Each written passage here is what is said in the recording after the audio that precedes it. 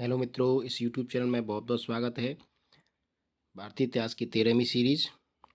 वैदिक काल में भागदूत कौन था? तो वैदिक काल में भागदूत कौन था? ये कर संग्रह करने वाला अधिकारी था। कर संग्रह करने वाला, टैक्स कलेक्शन ऑफिसर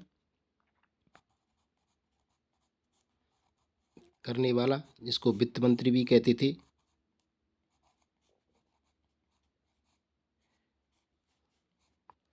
निम्न पेशवाओं के शासनकाल लिखें। बालाजी विश्वनाथ। तो ये बालाजी विश्वनाथ 1713 लेके 1713 से लेकर 1720 तक थे। और बाजीराव प्रथम ये 1720 से लेकर 1740 तक थे।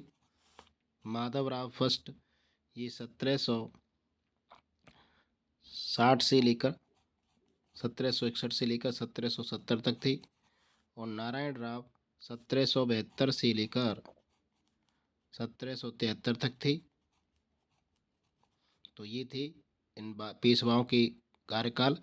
जहांगीर के काल में मुगल दरबार में प्रवेश करने वाला पहला अंग्रेज कौन था? तो पहला अंग्रेज था captain Hawkins. Captain Hawkins Jahangir के दरबार में प्रवेश करने वाला पहला अंग्रेज कौन था? Captain Hawkins. जहांगीर को कैप्टन हॉकिंस ने किस भाषा में अपना परिचय दिया?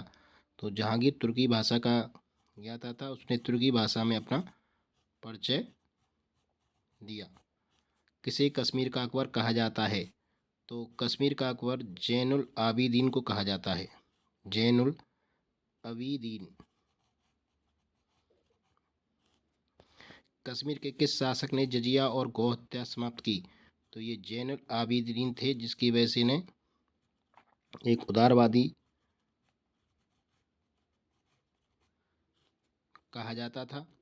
कश्मीर में मूल्य नियंत्रण प्रणाली लागू करने के कारण कश्मीर का अलाउद्दीन खिलजी किसे कहा जाता है? तो ये जैनुल आबिदीन ही है। जैनुल आबिदीन। जैनुल आबिदीन का शासन क्या था? तो इसका शासन काल था 1420 से लेकर 1470 तक। 1420 से लेकर 1470 तक इसने शासन किया। किसे से रंगीला पिया कहा जाता था? तो रंगीला बादशाह कहा जाता था मोहम्मद शाह को। मोहम्मद शाह रंगीला, जिसके समय में टप्पा पद्धति लागू हुई थी। मिलिंद पलोक किस भाषा में है? तो मिलिंद पलोक पाली का ग्रंथ है। इसमें बौद्ध भिक्षु नागसेन और मेनांडर की वार्ता है। किस मुगल शासक ने कविंद्र आचार्य सरस्वती को राजकीय संरक्षण प्रदान किया था? तो ये थे शाहजहां, जिन्होंने वाराणसी के कविंद्र आचार्य सरस्वती को राजकीय सम्मान प्राप्त किया था। कैबिनेट मिशन के सदस्य कौन थे? तो कैबिनेट मिशन में थे Pethick Lawrence. Pethick Lawrence. Number 2 Stafford Cripps. Stafford Cripps. और तीसरे नंबर पर थे A.B. Alexander. All India Trade Union का कांग्रेस किस दल का ट्रेड यूनियन है? तो ये था कम्युनिस्ट पार्टी ऑफ इंडिया का। कम्युनिस्ट पार्टी ऑफ इंडिया का ट्रेड यूनियन है ये। सत्यशोधक की स्थापना किसने की थी? तो ज्योतिबा फुले ने सत्यशोधक की स्थापना की थी। तो ये थे कुछ महत्वपूर्ण प्रश्न, जिन्हें एक बार और रिवाइज करेंगे। वैदिक काल में भागदूत कौन था? कर संग्रह करने वाला वित्त मंत्री।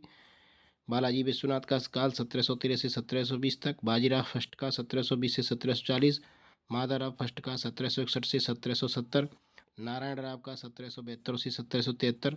जहांगीर के काल में मुगल दरबार में प्रवेश करने वाला पहला अंग्रेज कौन था? Captain Hawkins. जहांगीर को कैप्टन हॉकिंस ने किस भाषा में अपना परिचय दिया था? तुर्की भाषा में। किसे कश्मीर का अकबर कहा जाता है? जैनुल आबिदीन को।